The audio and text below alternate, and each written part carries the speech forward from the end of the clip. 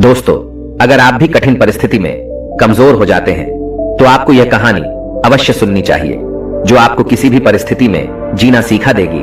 इसलिए आपको यह कहानी जरूर सुननी चाहिए। एक बार गौतम बुद्ध एक वृक्ष के नीचे बैठकर अपनी साधना में लीन थे।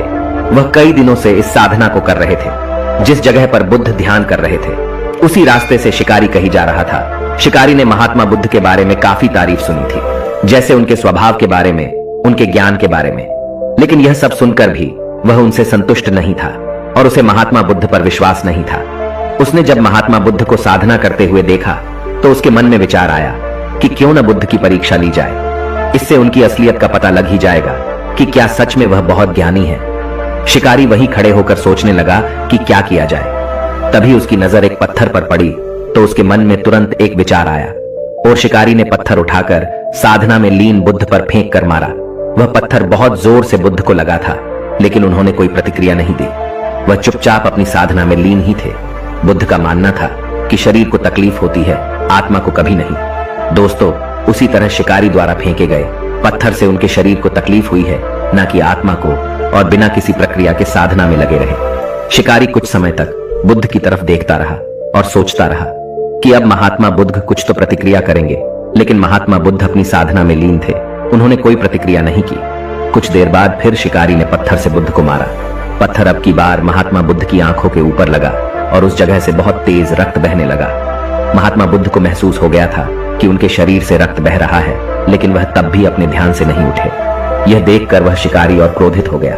उसे समझ नहीं आ रहा था कि इतनी चोट के बाद भी वह कोई प्रतिक्रिया क्यों नहीं दे रहे हैं। तब उसने और गुस्से में उन्हें एक और पत्थर फेंक कर मारा। अब की बार बुद्ध के शरीर से बहुत ही ज्यादा रक्त बहने लगा था। उन्हें इतनी पीड़ा हो रही थी कि उनकी आंखों से आंसू बह गए थे, लेकिन तब भी उन्होंने साधना नहीं छोड़ी। यह देखकर शिकारी से रहा नहीं गया और वह गौतम बुद्ध के पास गया और बोला, है महात्मा, मुझे आपसे कुछ पूछना है। बुद्ध ने इस बार अपनी आंखें खोली। बुद्ध की आंखों की चमक से ही वह व्यक्ति हैरान था। बुद्ध ने कहा, पूछो, क्या पूछना चाहते हो? शिकारी ने कहा, जब मैंने आपको पत्थर मारा तो आपने प्रतिक्रिया क्यों नहीं दी, जबकि आपको चोट लगी है और आपको पीड़ा भी हो रही है, लेकिन तब भी आपने कुछ नहीं कहा। तब महात्मा बुद्ध ने बड़े ही सरलता के साथ कहा, क्योंकि इससे मेरे शरीर को कष्ट हुआ है, मेरे मस्तिष्क को नहीं। यह सुनकर शिकारी अचंभित रह गया। उसने फिर महात्मा बुद्ध से पूछा, तो फिर आपकी आंखों से आंसू क्यों बह रहे हैं? तब इस पर महात्मा बुद्ध ने कहा, तुम्हारे द्वारा किए गए अनुचित कार्य के परिणाम के बारे में मेरा विचार कर रो रही है।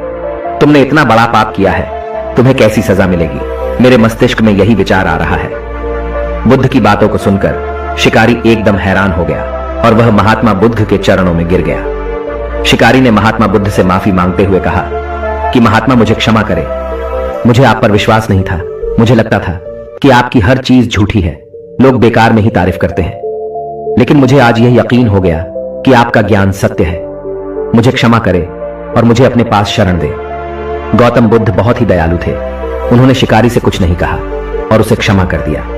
बुद्ध ने उसे अपना आशीर्वाद दे दिया। वह शिकारी महात्मा बुद्ध का आशीर्वाद पाकर एक महान व्यक्ति और साधक के रूप में अपना जीवन व्यतीत करने लगा। मॉरल ऑफ द स्टोरी, दोस्तों, इस कहानी से हमने यह सीखा कि हमें भी अपने शरीर और आत्मा दोनों को मजबूत करना होगा।